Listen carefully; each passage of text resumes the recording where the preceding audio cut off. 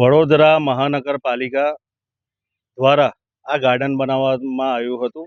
7 વર્ષ થયા છે હજુ, પણ 30 વર્ષથી ભારતીય જનતા પાર્ટીનું શાસન છે. એક હથ્થું શાસન છે. આ ગોત્રી તળાવમાં ગટરનું પાણી ઠાલવવામાં આવી રહ્યું છે. એનું કારણ એવું છે કે આ જે પબ્લિક જે ચાલવા આવે છે, જનતા ચાલવા આવે છે, વડીલો ચાલવા આવે છે, એના સ્વાસ્થ્ય સાથે છેડા થઈ રહ્યા છે એવું દેખાઈ આવે છે. કારણ કે આજે જુઓ કે 30 વર્ષથી લોકોએ ખોબા ભરીને વોટ આપ્યા, એની જગ્યાએ આજે જનતાને હાલાકી ના પડે એવું સગવડ આપવી જોઈએ. એની જગ્યાએ સ્વાસ્થ્ય સાથે છેડા થઈ રહ્યા છે.